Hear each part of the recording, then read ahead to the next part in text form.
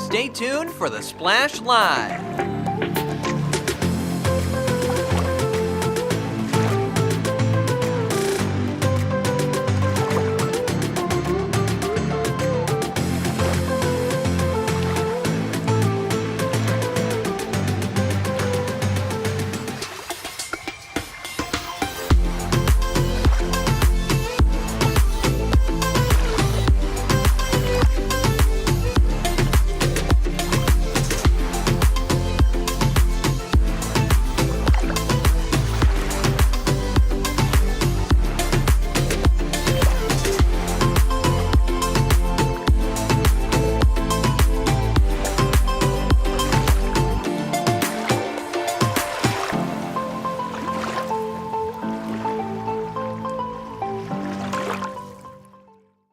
It's time for the Splash Live from Civic Center TV, featuring stories from and about people like you in the Greater West Bloomfield area. Simulcast on cable, 89.3 Lakes FM, social media, and the web. Now live from Green Media Center on Walnut Lake Road, it's the Splash Live. Live, local, social, it's the Splash Live on Civic Center TV and 89.3 Lakes FM. Thank you for being here. I'm your host, Kevin McIntosh. Starting off with our top story of the day. During the recent West Bloomfield School Board meeting, several beloved educators headed into retirement. Here is Deputy Superintendent Eric Whitney explaining just how far these dedicated educators' work reached over nearly 500 years of combined service. And this is really also a very bittersweet moment. I know, Mrs. Brickman, we always talk about this every year, that we are very excited and honored to have some folks with us that have really dedicated a lifelong career to public education and to our families and students in West Bloomfield. We are recognizing this evening 21 employees who've had a successful career, and they are retiring from the West Bloomfield School District. They have truly had an impact on, I would dare say, thousands and thousands of students in their 496 years that they represent here this evening. Congratulations to our retirees. Last night was filled with smiles, a few tears, of course, and a heartfelt send-off as we wish you all the best in your next chapter. You will be missed. You can see some of the footage and photos right here on your screen if you're watching on Civic Center TV of those teachers being honored for all of their hard work and dedication. And we here at the Splash Live wish each and every single one of them the best in their future as well. And you can check out some of the photos on Facebook at West Bloomfield Schools for more as well. This week also served as a farewell to leaders amongst our local student body. West Bloomfield School Board liaisons Selma and Harshita from Oakland Early College and West Bloomfield High School respectively were honored with the Superintendent's Excellence Award. Here's Dr. Danya Bazzi with some heartfelt words for these remarkable students. It's a great honor to recognize Selma as one of May's recipients of the Superintendent's Excellence Award. Selma's dedication extends far beyond the classroom.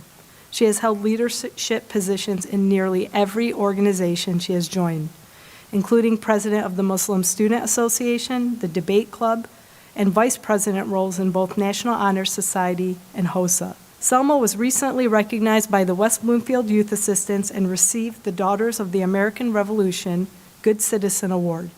She is deeply respected by staff and students alike. It is a great honor to recognize Harthisha as one of May's recipients of the Superintendent's Excellence Award. She is a top orchestra student who also plays multiple band instruments. She is a state champion in debate, serves as the student government parliamentarian, and represents WBHS as the student liaison to the Board of Education. Your legacy of excellence, leadership, and heart will be remembered forever at West Bloomfield High School. Well deserved, and you can learn more about their accomplishments and personally wish Harshita and Selma congratulations on the Facebook page of West Bloomfield School District at West Bloomfield Schools for more. Earlier this year, we had an opportunity to hear directly from those incredible student liaisons as they continue their leadership in their final year as students. Civic Center TV's Jake Schaff has the report. In school, the voices of the students are just as important as the voices of the teachers. And to help make sure that every single voice is heard, the student liaisons work hard to make their generation proud. Working closely with the West Bloomfield School District as well as Oakland Early College, the student liaisons serve as a voice for the student body and help make sure that everyone is satisfied and prepared for years to come. Well, it was an opportunity that was presented to me through my school student government, and having done that since freshman year, it was something that intrigued me. I asked my advisor about the opportunity. She said that it would be something that maybe I should try out for, and once I interviewed for it and I looked into the position, it's something that I genuinely love. Giving back kind of to the community and talking about what we get to do at West Bloomfield and presenting that information to the board is such a valuable role to me, and I'm really excited to be doing it. I've always been involved in many clubs, and I'm on the board of multiple clubs, so I thought it would be a great opportunity to get to tell the board about what the clubs are doing and really show what OEC does to keep the students involved. It's great because I get to talk to other people in the school and ask them, like, what have you guys been doing? They send me pictures, and it really just helps me get to know the other students and share the amazing things OEC does. How does it feel to be a big voice representing the student body? It's definitely a lot to handle. It's big shoes to fill, but I hope that I'm doing a good job, and I just really want to be able to shed light on all the different activities that are going on at West Bloomfield, because we got a lot of things that maybe aren't as talked about or that could be highlighted more, and I just really like to prioritize those things when I'm giving my presentation. What are some of the biggest qualities you've taken away from your role? I think the biggest thing is communication, which I think that's kind of cliche, but I think communication is integral to any type of situation, especially in work, and having those communication skills, especially between the different advisors of clubs and the students that are in those clubs, and then all the way to the administration and getting that information along, has been a really valuable skill for me. Do you think this is going to set you up really nicely for when you eventually make the jump to college? Yes, I think especially at OEC, where we are taking college classes at the same time as high school classes, not only are we able to kind of tell like what the college workload is, but we're set up to manage our time and become more responsible, which a lot of people struggle with right when they enter college, but at OEC we kind of have a step to prepare us for that. What would you have to say to people who might be interested in trying out this position for themselves? Absolutely go for it. It might sound boring at first. It did when I first looked into it, but genuinely it is one of the most fun, amazing things to be able to collaborate with so many people in the community and to have this experience every month at the board. It's such a great professional opportunity as well as a learning opportunity for anyone who's interested. It's amazing to hear about the work that these liaisons do to further their education and to help the education of the entire student body. And by serving as a powerful voice now, that's going to mean great things as they head off into the future. For Civic Center TV, I'm Jake Schaff. Thank you, Jake. And again, big congratulations to Selma and Harshita on their honors and their impending graduations as well. Class of 2025.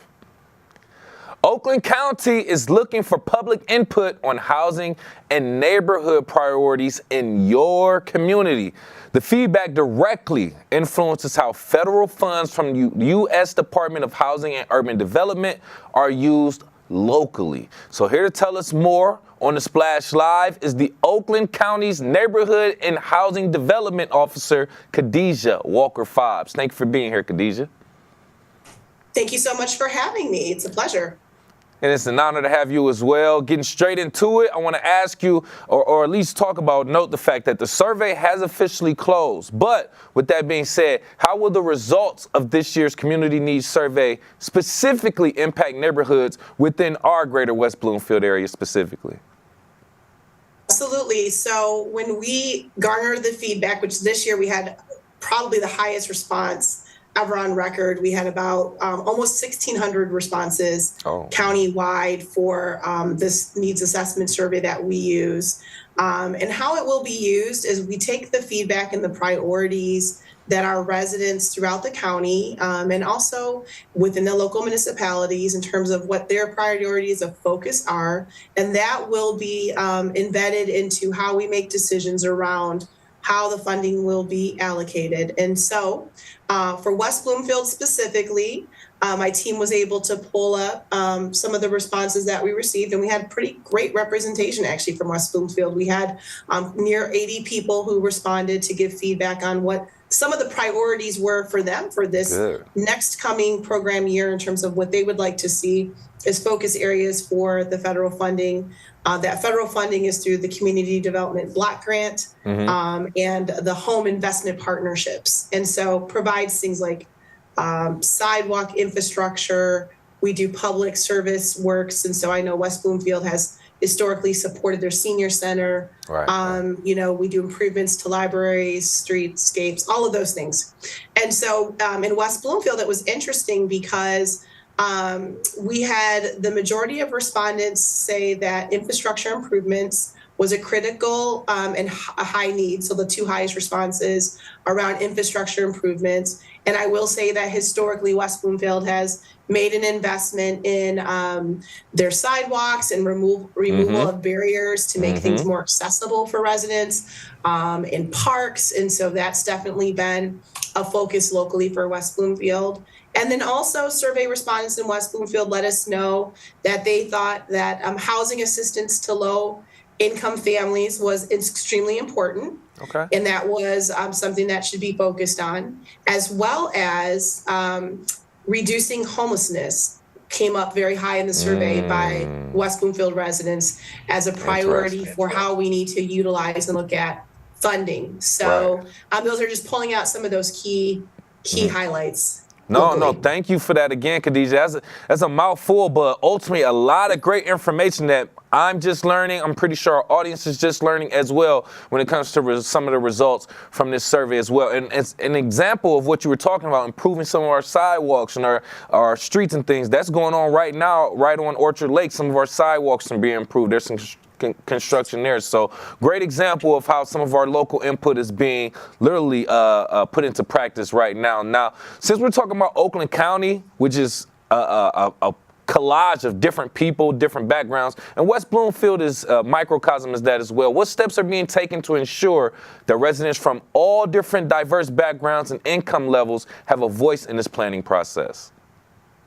Absolutely, it's a fantastic question. And so this year, like I said, we had one of the highest responses ever on record from the survey. And I really credit it to strategic outreach to make sure that people were represented in various sectors, various parts of the county, and that we actually had a staff person dedicated to getting out to senior centers, libraries, hospitals, everywhere we could think of to make sure we were distributing the survey and that we provided not only hard copy paper forms for people who might not have access to technology, but there was also a QR code that was posted in a lot of public spaces where somebody who does have access to technology could just go right from their mobile phone and respond. And we saw that this approach worked because, like I said, this was the highest response countywide. And so we did have a great representation throughout all of Oakland County, rural and urban pockets, to this survey, and have that feedback that will be utilized and put together in our annual action plan when we submit it to HUD this year, taking in consideration those priorities from residents throughout our county. But really a lot of effort made to make sure that senior centers, libraries, city halls, hospital waiting rooms, anywhere else we could think of, we were making sure to get this distributed. Right. Like you said, to accommodate residents from the highest scale to lowest scale, big, all around, essentially, just making sure all voices are heard from, the oldest to the youngest in our communities. Now, with that being said, also, even considering some of the people who may not be homeowners currently, how can students, young adults, renters in our community get involved in shaping our neighborhood's future through this initiative, for an example? Yeah, another wonderful question. So first of all, the survey is for 18 and older. So I just want to put that qualifier out there for adults. And we also wanted to make sure, I'll be honest, like early on, we were kind of heavy on those who are homeowners responding. So our staff person, who's our community liaison, made some strategic efforts to make sure that the survey, once again, was distributed in pockets where there's a lot of people who are renting, places and spaces where people are renting, to get that feedback. But it is really important for people to know that this exists. It happens every year, and it is to give the community a voice. And we want to make sure that we are hearing from those who are renting, because we know there's a huge need for housing options, diverse housing options that include affordable rental units for young families and young adults who are starting their working career. And that is something that this division has been strategically focused on making investments in. And it comes from the feedback of people saying, hey, this is something that Oakland County needs. It's expensive to live in Oakland County. We need more options. And so we've made a lot of very strategic investments, even in the last couple of years, to support the development of rental units and multifamily units. Good. And I love to hear that too, because not everyone is a current homeowner, and we already know that the access to even own a home nowadays has widened since, a few decades ago. So just trying to accommodate those who may be renting currently or even aspire to own, giving them those options and opportunities is well done by Oakland County. And with me right here, live on the Splash, by the way, from Oakland County Neighborhood and Housing Development, we have Officer Khadijah Walker-Fobbs talking about the survey for the U.S. Department of HUD funds for Oakland County communities, how they will affect us, and what we can do in regards to our feedback. And with that being said, let's just talk about that. So the survey has officially closed, but we also want to talk about the opportunity that people may actually have to still kind of give their input. So how can the feedback from the survey and public comment affect the future of local communities? For an example, under West Bloomfield's master plan, which is actually kind of being constructed now as well. Yeah, it's once again, fantastic questions. We want involvement from the community. We want to hear voice. So with the survey closing on Friday, there will be a public hearing held on May 27th, Tuesday, May 27th at 4:00 here at our offices at the Oakland County Health and Human Services Division, 1200 North Telegraph Road. There will be a public hearing to take any feedback or questions that residents have. And we encourage participation. And also there's a public comment period. So if you're not able to come out at that time, that's okay.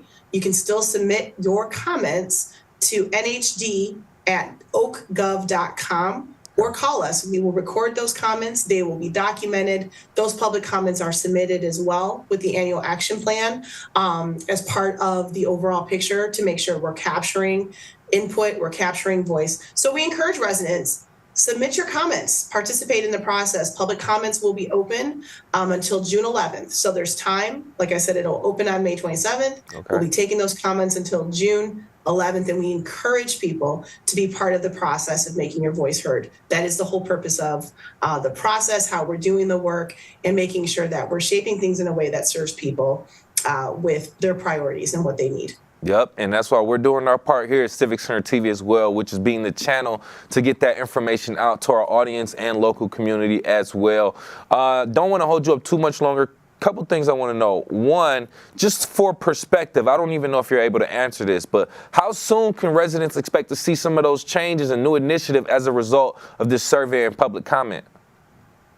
Yeah, so we will be going through the process of submitting our plan to HUD. And so once we collect the feedback, there's a process that goes through our Board of Commissioners. We submit to HUD, we wait for approval, and it usually takes about 6 months from the time of our submission, which will be in the end of June, early July, where funding is released and we start enacting the plans that each of the local municipalities have submitted to the county as their priorities. So West Bloomfield has already submitted an application for last year. That included, like I said, the senior services, the sidewalks, the removing architectural barriers within the parks. And so each city really is able to dictate some of those priorities for the community on the funding. So once we get approval for our next funding round, we basically work with the local municipalities. West Bloomfield would be telling us, this is what residents have told us, and this is how we would like to apply the funding to use, our community development block grant dollars. And, we're just here countywide to make sure we're supporting our local municipal units with the process and compliance and all those fun things. So yeah, so that's pretty quick. Yep. Like next year, you would see things being put in place. And like I said, I know that senior services has always been a focus, which is important. And then on a larger scale, like you had a great question about the rental units and some of the investments we've made. We don't have one specifically right now. West Bloomfield would love to see one come. So if there's any developers or nonprofits interested, come talk to me. But we have made a huge investment in over 1,008, almost 1,100 units just in the last year and a half of housing throughout the county. And we've made a strategic investment to make sure that we have great projects that are going to catalyze neighborhoods. It's going to offer more rental options for people as well as home ownership options for people. And there's some just exciting projects that are going to be breaking ground this summer. So I want to make sure I'm elevating that, because when you talk about community voice, that is in response to community voice. That is in response to the needs that we're seeing throughout the county, that such a significant investment has been made by the county to make sure that we are supporting the development of these types of projects. Right. So can't not lift that up. Of course. And I'm glad you took the time to talk about that as well. And while we do have you, any additional information that we did not discuss that you want to let our audience know about before we let you go? Well, I guess basically, I think I would like to just leave with the fact that that we are very committed to making sure and ensuring that families, young people, seniors have safe and stable housing options. We know that Oakland County, it can be very expensive to live in, but we want people to be able to live where they work. And so that is key. Or age in place if you're in your retirement years. And so I think what I'd like to leave residents with is just knowing that as a county, this division and the county as a whole, the county leadership is committed to ensuring that there are great options for people to create thriving neighborhoods, to make sure people can stay in their homes, they can find homes, and that we offer a diverse array of options that are going to fit the needs of our residents, because we know our residents are diverse. And so we need to make sure there's lots of choices and options. And so it is a priority. It is a focus. We've put our money where our mouth is. We've made investments, and we want people's feedback. So we do encourage people to go ahead and share your feedback. Make sure you're participating in this annual survey. Participate in the public comments. We want to hear from you. Please do your part. Or, hey, don't complain if, the changes that you want aren't made, because you had the opportunity. But we want to thank you so much again for your time, for your information. Once again, Oakland County's Neighborhood and Housing Development Officer, Khadijah Walker-Fobbs. We appreciate it. Thank you so much for having me. Yes. And once again, if you want to find out more information about this, or you want to find out how to give your input, you can email them at nhd@oakgov.com or call Oakland Connects at 800-848-5533.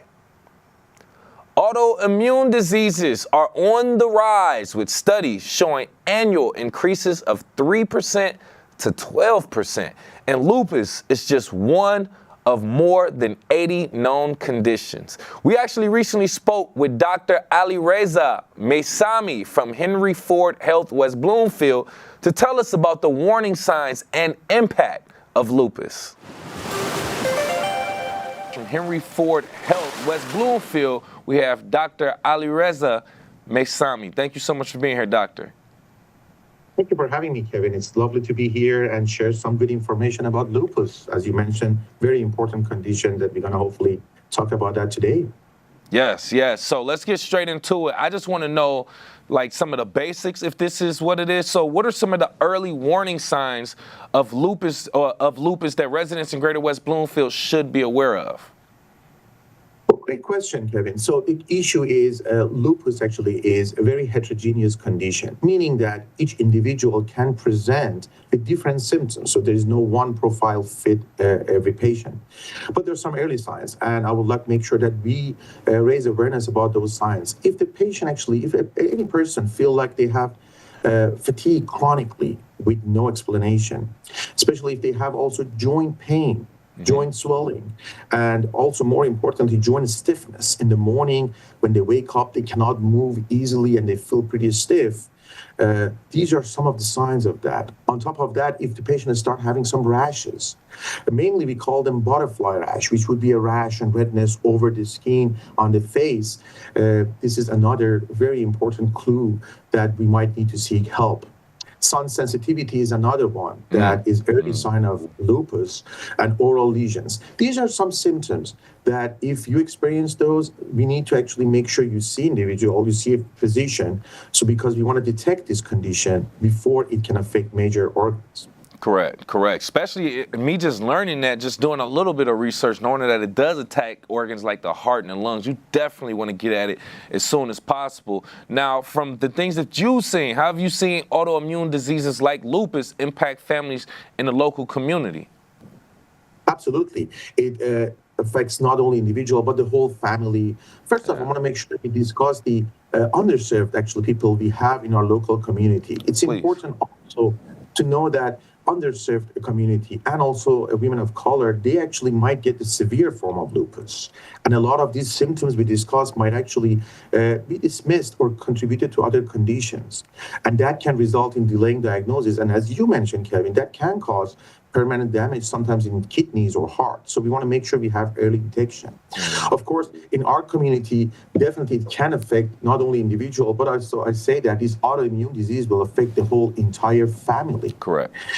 It's important to know that individuals themselves, they actually get involved with lupus and their daily routine, their work, their emotional well-being will be affected because of fatigue and pain by themselves, they can cause that issue. But on top of that, the whole entire family also will sometimes take on a role as like caregiver. Correct. Pretty physically and emotionally demanding task to do, and also it can cause some financial burden. So we've seen that. I've witnessed a lot of my patients, not only their life will be affected, but the entire family, and even people around them, they all will be affected by this condition. So actually, it's opportunity. I want to just talk about that. Then we know this disease can affect multiple organs and can be devastating and can actually affect the family and even community. So it's important to seek some support. There are some support groups. There are social workers, and we got to make sure individuals, when they encounter with autoimmune disease or they get lupus, they actually seek some services that can help them.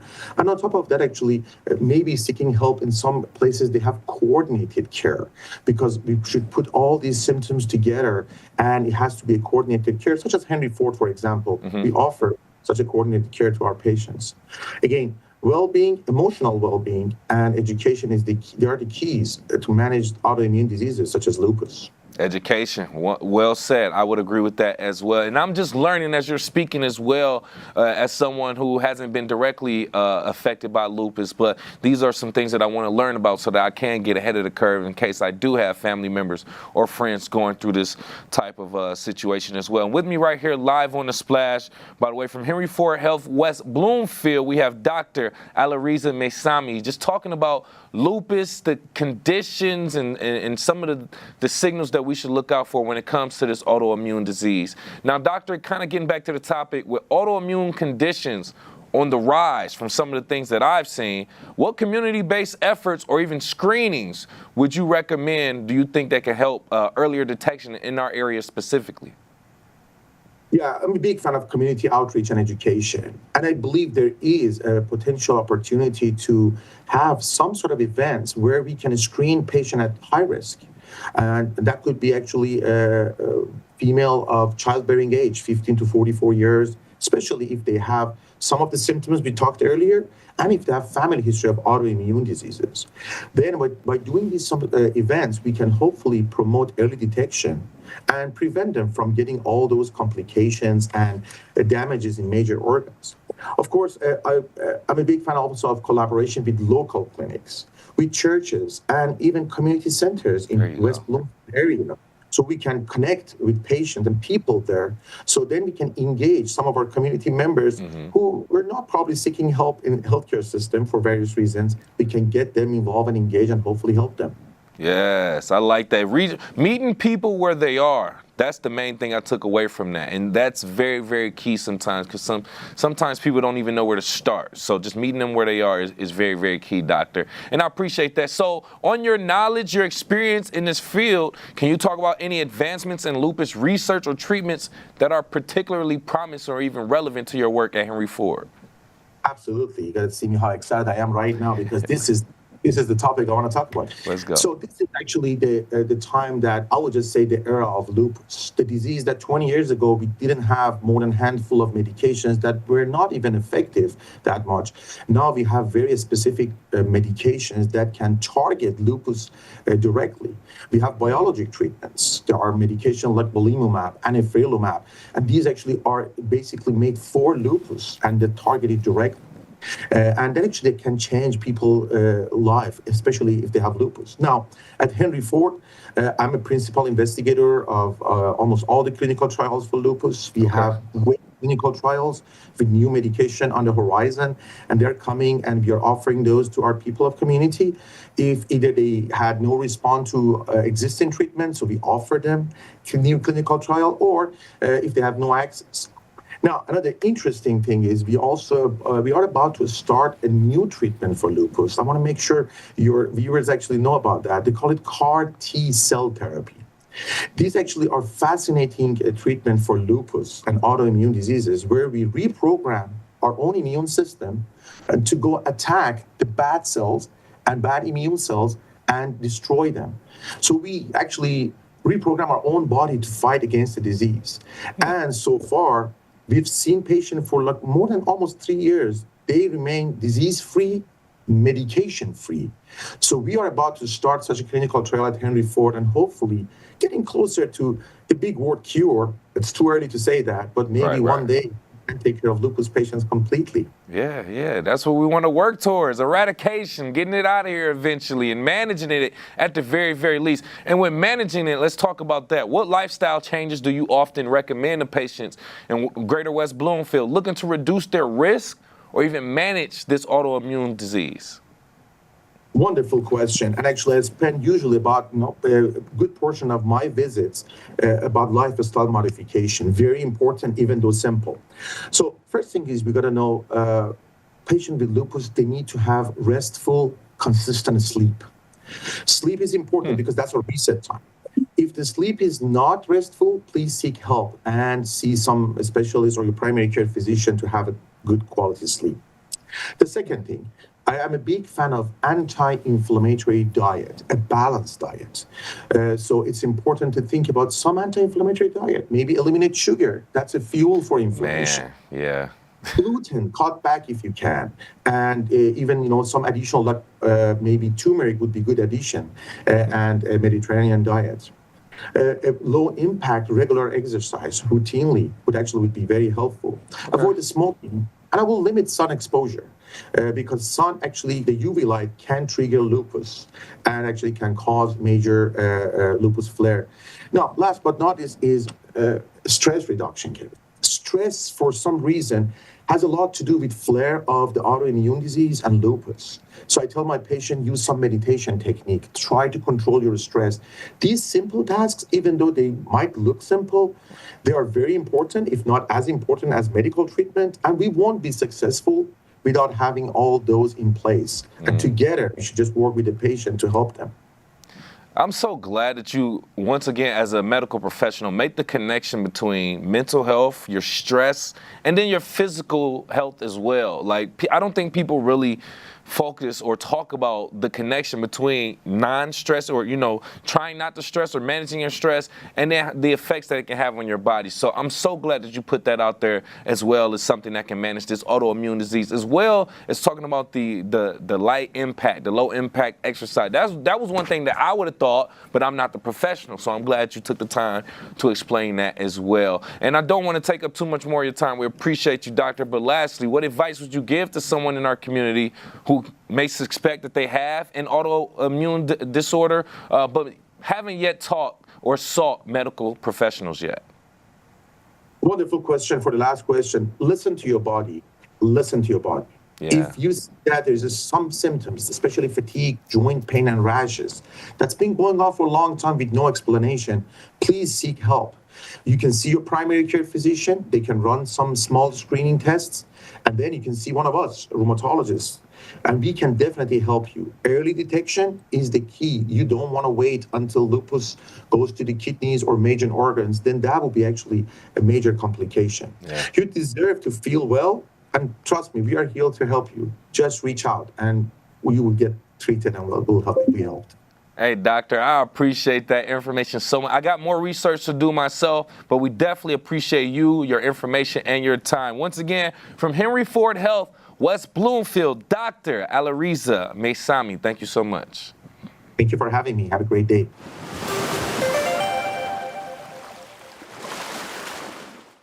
And with May being Lupus Awareness Month, we wanted to take time to speak to an expert to share more information on the autoimmune disease. But for more information, please see your doctor or visit a local healthcare professional.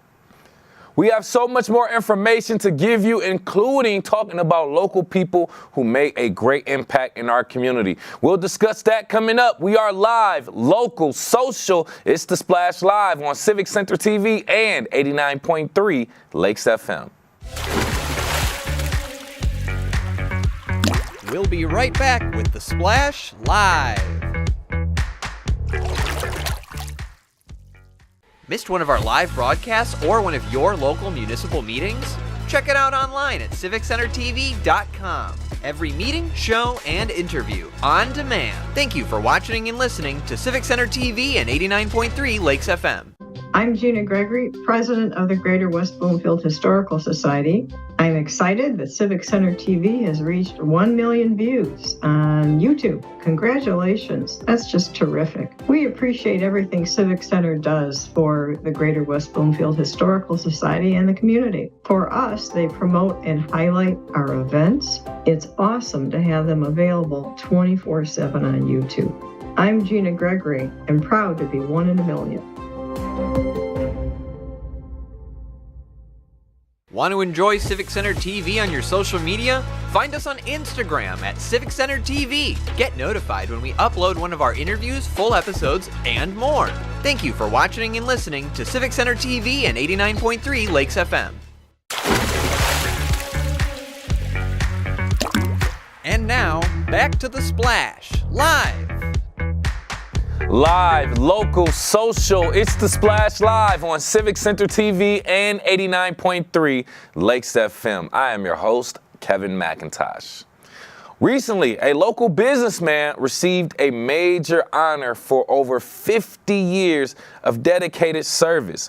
Ron Acho was recognized by the Chaldean American Chamber of Commerce and named their Business Person of the Year. Attorney Ron Acho received the dedication from the Chaldean Chamber, and also was recognized by the West Bloomfield Township Board, where clerk Debbie Binder and trustee Michael Patton had high praises for Mr. Acho. Many of us were in attendance to watch you get that award.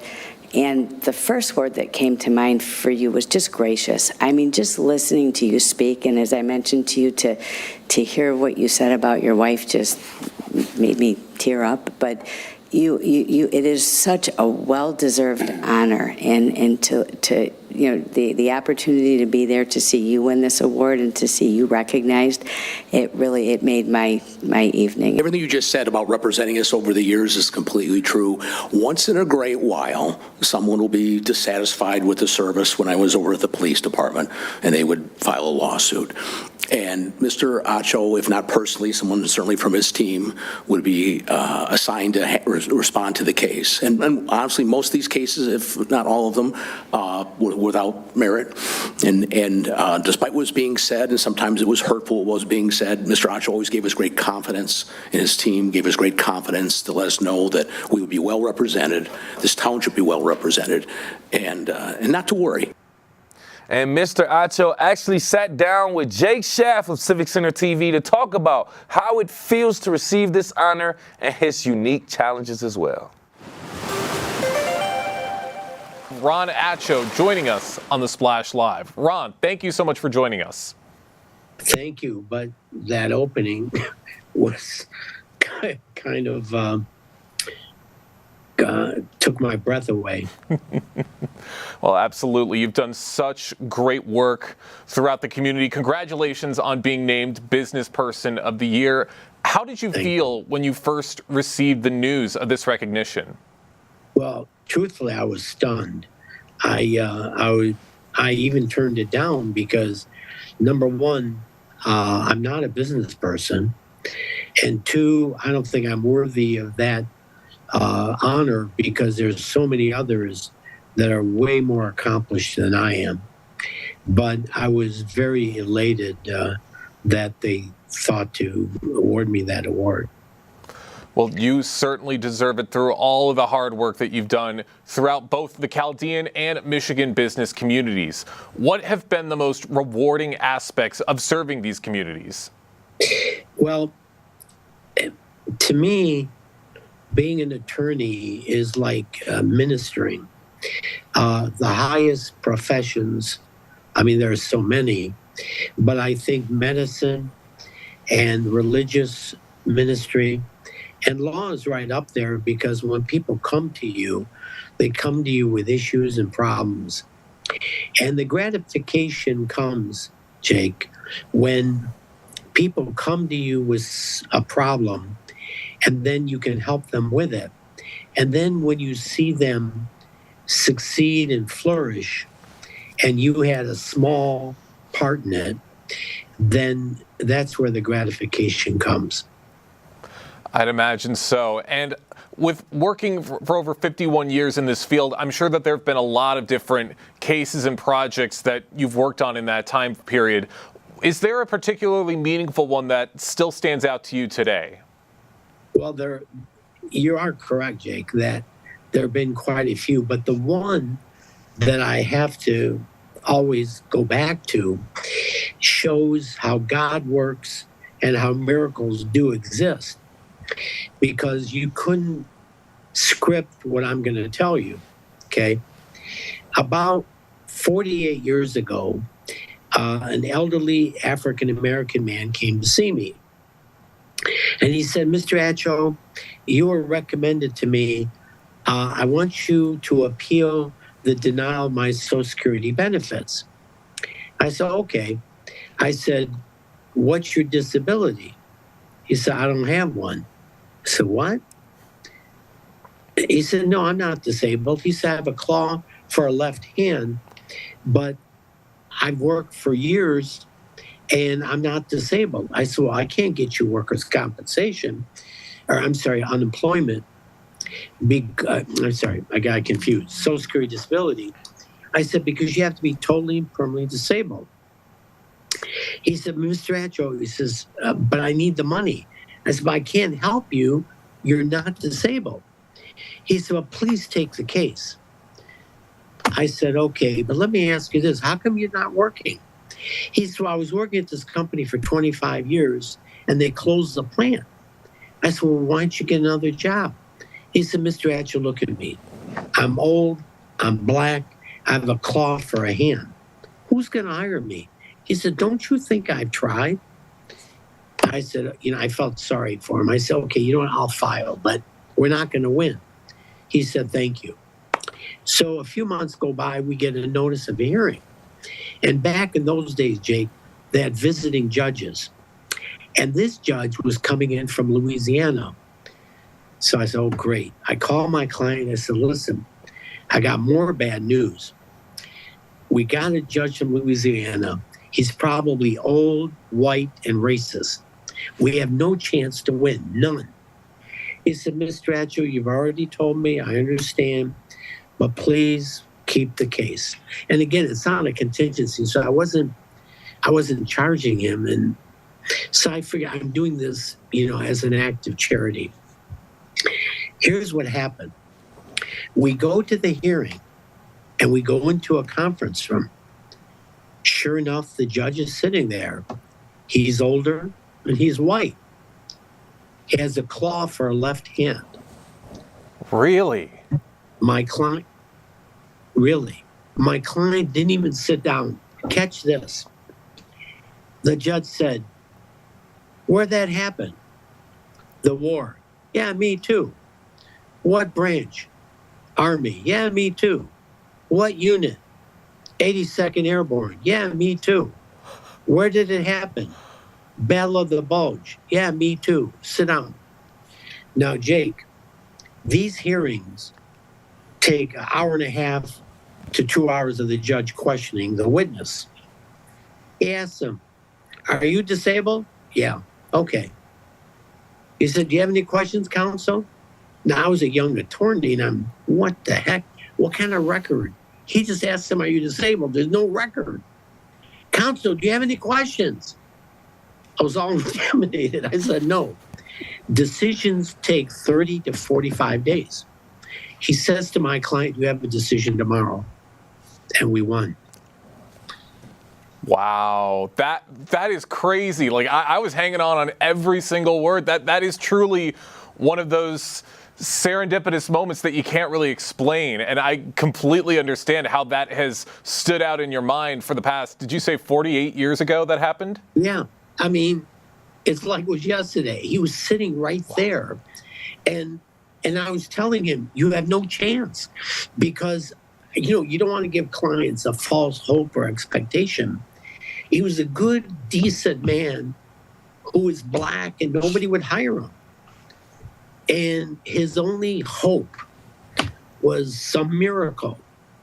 And there it was. I mean, in all my career, I've never seen anything. I've had a lot of interesting things happen, but nothing that can top that. Nothing. I completely understand. That is such a big moment that has absolutely stood the test of time and has stood out in your mind throughout your 50 years of dedicated service. For those just joining us right now on the Splash Live, I'm talking with Ron Acho, who was just recognized by the Chaldean American Chamber of Commerce and was named their Business Person of the Year for 2025. And Ron, mentorship is often critical to long-term success. Have you used your experience to mentor some younger attorneys? And what advice do you most often share with them?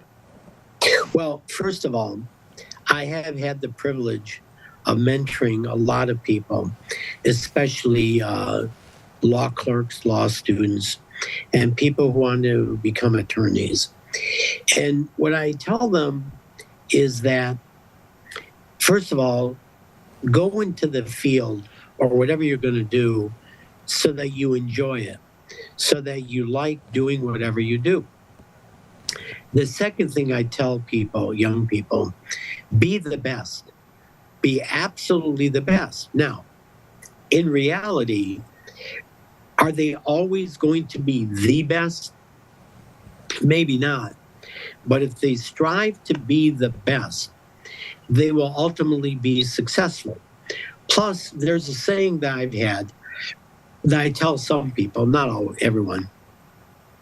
Work as if everything depends on you, and pray as everything depends on God.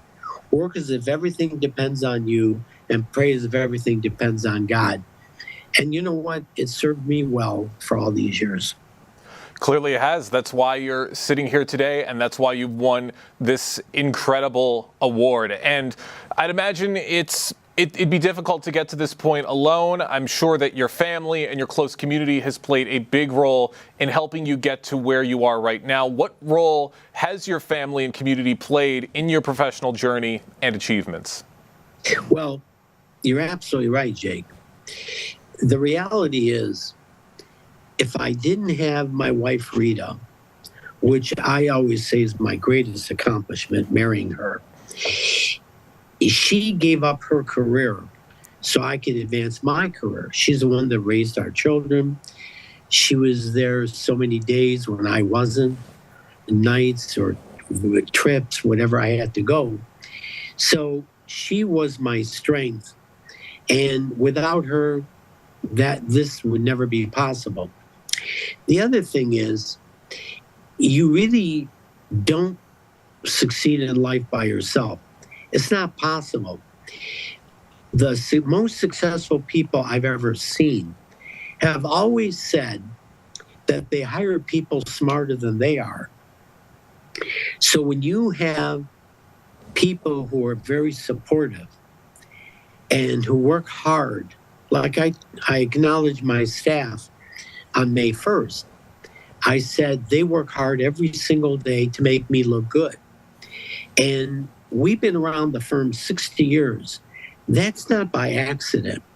That's because you hire people that are good people, then you try to reward them as best as you can.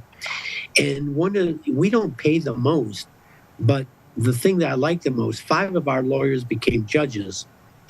And we do lose attorneys from time to time, but 1 out of every 3 attorneys over the years that have left, they've asked to come back. Well, that just says a lot about your firm and about what you offer to all of these people. And Ron, having won this award, what are your hopes and goals moving forward, both for your practice and your contributions to the community? Well, my hope is I can still offer advice. At the stage of my career, a lot of what I do is strategic, advisory, counseling. And one of the benefits I've had, I've represented some very successful, very smart people. And you learn from them. Like Mike George, who is a legend in the Chaldean community. He was not only a friend, but a mentor. He was exceptionally smart. So when you sit around with people like that, you learn from them.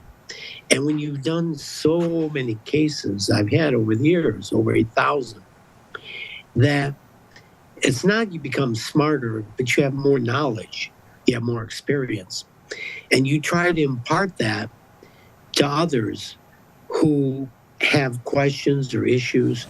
And most of the time you can help them get through things. And it's important too, because sometimes it involves families that call you regarding their children, their spouses, and they ask for help. And it's one of the things I read in the National Geographic about 30, 40 years ago.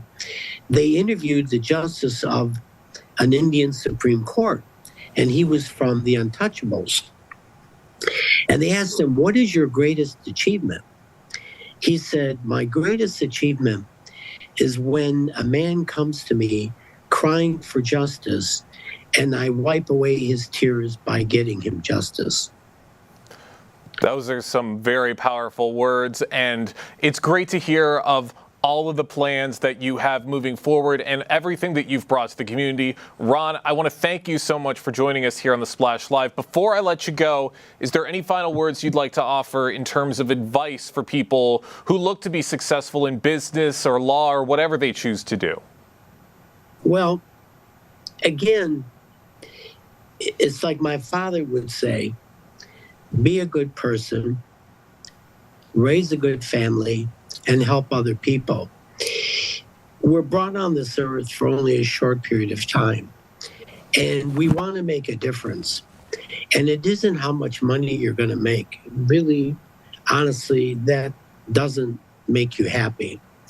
Many rich people are not happy.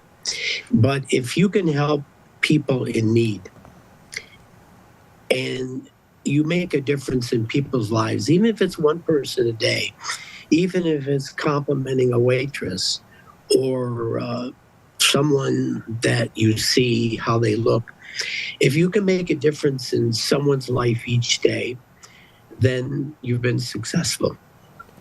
I love that. Such very simple things any person can do every day to feel successful, and you have been successful for the last 50 years and beyond. Ron, thank you so much for joining us here on the Splash Live. Thank you. You're a great interviewer. Thank you for your compliments. God bless. Congratulations again to Ron Acho of Cummings, McClory, Davis, and Acho PLC. And thank you for your service and impact in our community as well. The weather is getting warmer, which means the residents of Greater West Bloomfield are becoming more body conscious and physically active. And an alternative to traditional wellness, I should say, is new traditional IV hydration and therapy. And there's a local business right here in West Bloomfield that provides that service. And I recently visited to find out more about the services and the benefits they provide. Here's the story. So IV therapy and hydration is intravenous nutrition along with water. In addition to that, though, we have options for adding nutrition into it, and I help people figure out what's a good fit for them. With urgent care visits increasing, IV therapy offers a faster, more accessible way to boost hydration, immunity, and recovery. Deanna Grove explains how Drip IV provides an alternative to traditional care. We're actually housed between like 4 urgent cares, okay? There's going to be times where you need to go there. I mean, there just is. But on those times that you don't, and you know that you're dehydrated, you know that you need nutrition, this is an amazing alternative to the long wait times, to being around a lot of people that are sick, you know, and it's just, it's a different vibe here, right? You get to sit in a comfortable, relaxing massage chair, just let all that goodness sink in from the IV bag, and there's no wait time, virtually no wait time here. Maybe 5 minutes if someone's ahead of you. But other than that, it is a great alternative to having to go to the emergency room. Unlike traditional supplements, IV therapy delivers vitamins directly into the bloodstream for faster absorption. Deanna shares how this method maximizes health benefits. Oral supplements, I definitely recommend them. You know, you really should take your vitamins, a good high quality vitamin. However, there's a process when you ingest something, just like food or water or vitamins. There's an entire process that goes down your system, starting with saliva and stomach and then liver, and then it gets to where it needs to be, which is where? The bloodstream. So we bypass all of that and go right to the bloodstream, which is why you leave here feeling amazing. Since opening in West Bloomfield, Drip IV has been growing interest in its wellness services. We also discussed the community's response to this alternative health option. Oh my goodness, the community has responded so well. We have so many like family members, even husband and wives, couples that will come here on a monthly basis. We were actually just featured in the West Bloomfield City Lifestyle magazine. These are 2 of our favorite clients that come in, and they just spend family time together. This has been a great response, and we were very honored to be featured in the City Lifestyle magazine in West Bloomfield. This is Mark McManus, one of the owners, and it's a really great interview. And there are plenty more excellent options for health service providers as well as alternative wellness solutions right here in Greater West Bloomfield. For listings of local businesses that you can actually support, visit westbloomfieldchamber.com for more information. And you can keep up with Civic Center TV on all digital platforms. We are on Facebook at Civic Center TV 15, as well as YouTube, Instagram, and X, the app formerly known as Twitter, all at Civic Center TV. And if you're watching on Civic Center TV, get your smartphone out, get your camera out, and go ahead and scan that QR code to give you a link directly there as well. And of course, check out everything at civiccentertv.com. I've been your host, Kevin McIntosh. Per usual, we are live, local, social. It's The Splash Live on Civic Center TV and 89.3 Lakes FM.